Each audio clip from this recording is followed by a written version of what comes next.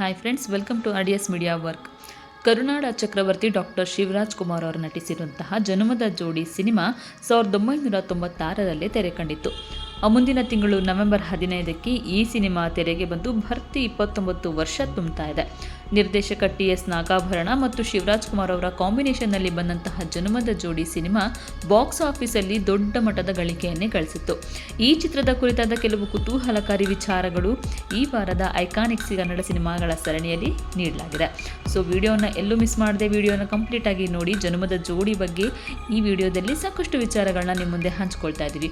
So ಇದುವರೆಗೂ ನೀವು RDS media ವರ್ಕ್ನ subscribe ಮಾಡ್ಕೊಂಡಿಲ್ಲ ಅಂದರೆ ಈಗಲೇ ಸಬ್ಸ್ಕ್ರೈಬ್ ಮಾಡ್ಕೊಳ್ಳಿ. ಹೆಚ್ಚಿನ ವಿಡಿಯೋ ಅಪ್ಡೇಟ್ಸ್ಗಾಗಿ ಬೆಲ್ ಐಕಾನ್ನ ಪ್ರೆಸ್ ಮಾಡಿ.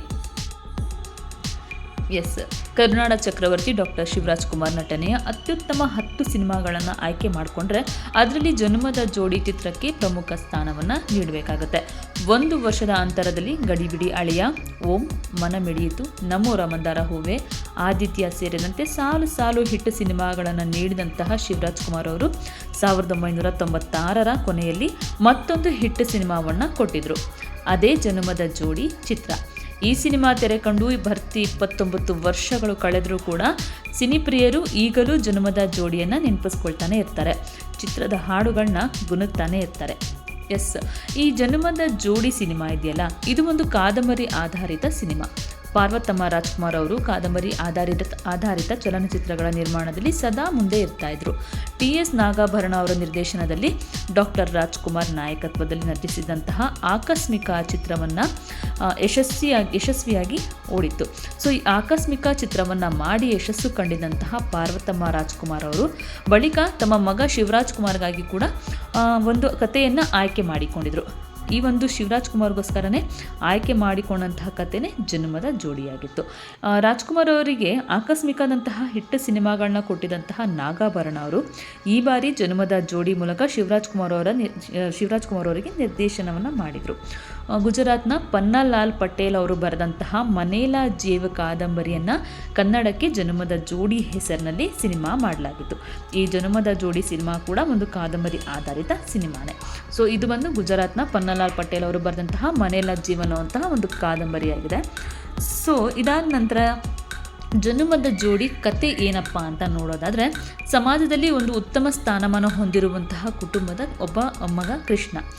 ಈತ ಆರ್ಥಿಕವಾಗಿ ಮತ್ತು ಸಾಮಾಜಿಕವಾಗಿ ಕೆಳಮಟ್ಟದ ಕುಟುಂಬಕ್ಕೆ ಸೇರಿದಂತಹ ಒಂದು ಕನಕ ಅನ್ನೋಳ ನಡುವಿನ ಪ್ರೇಮ ಕಥೆ. ಈ ಪ್ರೇಮ ಕಥೆಯನ್ನು ಹೇಳೋದೇ ಜನುಮದ ಜೋಡಿ ಸಿನಿಮಾದ ಕಥಾಹಂದರ.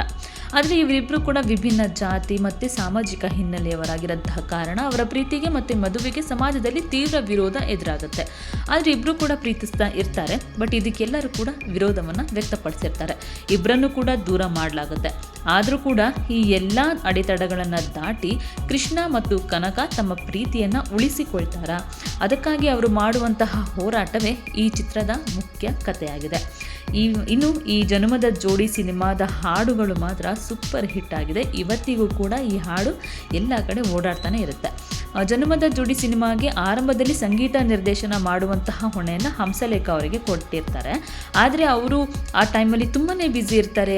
ಹಂಸಲೇಖ ಅಂತಂದರೆ ನಾದಬ್ರಹ್ಮ ಹಂಸಲೇಖ ಅವರು ಕನ್ನಡ ಚಿತ್ರರಂಗಕ್ಕೆ ಎಷ್ಟು ಬೇಕಾದವರು, ಅವರ ಒಂದು ಡೇಟ್ ಸಿಗೋದೇ ಸಾಕಷ್ಟು ಕಷ್ಟ ಆಗೋಗಿರುತ್ತೆ. ಸೊ ಅವರು ಲಭ್ಯವಿಲ್ಲದಂತಹ ಕಾರಣಕ್ಕಾಗಿ ಆ ಅವಕಾಶವನ್ನು ವಿ ಮನೋಹರ್ ಅವರು ತಗೊಳ್ತಾರೆ. ಸೊ ಅವರ ಪಾಲಾಗುತ್ತೆ ಸಂಗೀತ ನಿರ್ದೇಶನ ಮಾಡುವಂಥ ಹೊಣೆ. ವಿ ಮನೋಹರ್ ಅವರು ಸಂಗೀತ ನಿರ್ದೇಶನದಲ್ಲಿ ಸಂಯೋಜನೆಗೊಂಡಿದ್ದಂತಹ ಹಾಡುಗಳು ದೊಡ್ಡ ಮಟ್ಟದ ಹಿಟ್ ಅನ್ಸ್ಕೊಂಡ್ಬಿಡ್ತು. ಬರಗೂರು ರಾಮಚಂದ್ರಪ್ಪ ಅವರು, ದೊಡ್ಡ ರಂಗೇಗೌಡ ಅವರು ಮತ್ತು ವಿ ಮನೋಹರ್ ಅವರು ಹಾಡುಗಳಿಗೆ ಸಾಹಿತ್ಯವನ್ನು ಕೂಡ ಬರೆದಿರ್ತಾರೆ. ವಿಶೇಷ ಏನಪ್ಪ ಅಂತಂದರೆ ಡಾಕ್ಟರ್ ರಾಜ್ಕುಮಾರ್ ಅವರು ದೇಹವೆಂದರೆ ಓ ಮನುಜ ಮತ್ತು ಜನುಮದ ಜೋಡಿ ಆದರೂ ಹಾಡುಗಳನ್ನು ಈ ಚಿತ್ರಕ್ಕೆ ಹಾಡಿದ್ದಾರೆ. ಇನ್ನು ಜನುಮದ ಜೋಡಿ ಎಲ್ಲ ಹಾಡುಗಳು ಹಿಟ್ ಆಗಿದ್ದು ಕೂಡ ಇದೊಂದು ಸೂಪರ್ ಹಿಟ್ ಆಲ್ಬಮ್ ಅಂತ ಅನಿಸ್ಕೊಂಡಿದೆ. ಸಂಗೀತ ನಿರ್ದೇಶನಕ್ಕಾಗಿ ವಿ ಮನೋಹರ್ ಅವರಿಗೆ ಅತ್ಯುತ್ತಮ ಸಂಗೀತ ನಿರ್ದೇಶಕ ರಾಜ್ಯ ಪ್ರಶಸ್ತಿ ಕೂಡ ಸಿಕ್ಕಿತ್ತು. ಇನ್ನು ಪಿಕ್ಚರಲ್ಲಿ ಮೇನ್ ಹೈಲೈಟ್ ಅಂತಂದರೆ ಶಿವಣ್ಣ ಮತ್ತು ಶಿಲ್ಪಾ ಅವರ ನಟನೆ. ಕೃಷ್ಣನ ಪಾತ್ರದಲ್ಲಿ ಶಿವರಾಜ್ ಕುಮಾರ್ ಅವರು ಪಕ್ಕಾ ಹಳ್ಳಿ ಹುಡುಗನಂತೆ ಕಾಣಿಸ್ಕೊಂಡ್ರೆ, ಮಾಲಿವುಡ್ನ ನಟಿ ಶಿಲ್ಪಾ ಈ ಚಿತ್ರದ ಮೂಲಕ ಸ್ಯಾಂಡಲ್ವುಡ್ಗೆ ಎಂಟ್ರಿಯನ್ನು ಕೊಡ್ತಾರೆ. ಇಬ್ಬರೂ ಕೂಡ ಅಮೋಘವಾಗಿ ನಟಿಸಿದ್ದಾರೆ. ಶಿಲ್ಪಾ ನಟನೆಗೆ ಅತ್ಯುತ್ತಮ ನಟಿ ರಾಜ್ಯ ಪ್ರಶಸ್ತಿ ಮತ್ತು ಫಿಲಮ್ ಫೇರ್ ಅವಾರ್ಡ್ ಕೂಡ ಸಿಕ್ಕಿದೆ. ಇದು ಶಿವರಾಜ್ ಕುಮಾರ್ ಅವರ ಹೋಮ್ ಬ್ಯಾನರ್ನ ಸಿನಿಮಾ ಆಗಿದ್ರೂ ಕೂಡ ಪ್ರೀ ಕ್ಲೈಮ್ಯಾಕ್ಸ್ ವೇಳೆ 20 ನಿಮಿಷ ಅವರು ಸ್ಕ್ರೀನ್ ಮೇಲೆ ಕಾಣಿಸೋದೇ ಇಲ್ಲ. ಯಾವುದೇ ಹೀರೋಯಿಸಮ್ ಇಲ್ಲದೆ ಕತೆಗೆ ಮತ್ತು ಪಾತ್ರಕ್ಕೆ ಅವರು ನ್ಯಾಯವನ್ನು ಸಲ್ಲಿಸಿದ್ದಾರೆ. ಲಾಸ್ಟ್ ಪಿಕ್ಚರ್ ನೋಡಿದವ್ರಿಗೆ ಗೊತ್ತಾಗುತ್ತೆ, ಲಾಸ್ಟ್ 20 ನಿಮಿಷದ ಸೀನಲ್ಲಿ ಈ ಕನಕ ಏನಿರ್ತಾಳೆ ತಾನು ಸಾಯೋದಕ್ಕೆ ಅಂತ ಹೇಳಿ ವಿಷದ ಒಂದು ಊಟವನ್ನು ಮಾಡಿಕೊಂಡಿರ್ತಿರ್ತಾಳೆ. ಆದರೆ ಕನಕನ ಗಂಡ ಅದನ್ನು ಬಂದು ತಿಂದು ಸತ್ತು ಹೋಗಿರ್ತಾನೆ.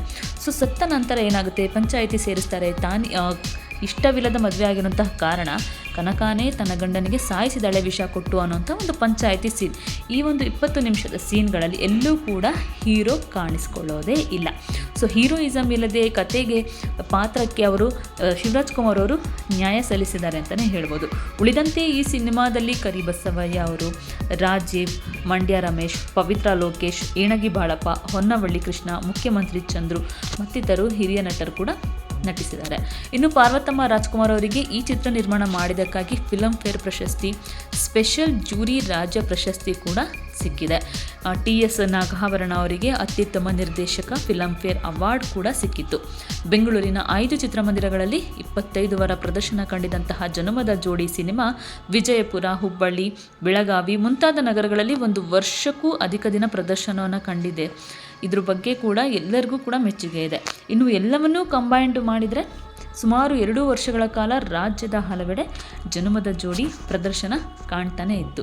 ಸೊ ಜನುಮದ ಜೋಡಿ ಸಿನಿಮಾವನ್ನು ಯಾರ್ಯಾರು ನೋಡಿದ್ದೀರಾ, ಆ ಪಿಕ್ಚರ್ ನಿಮ್ಮ ಬಗ್ಗೆ ಏನು ಅನ್ನಿಸ್ತು? ಇವಾಗ ಈ ಒಂದು ಸೂಪರ್ ಹಿಟ್ ಫಿಲಮಿಗೆ 29 ವರ್ಷ ತುಂಬ್ತಾ ಇದೆ.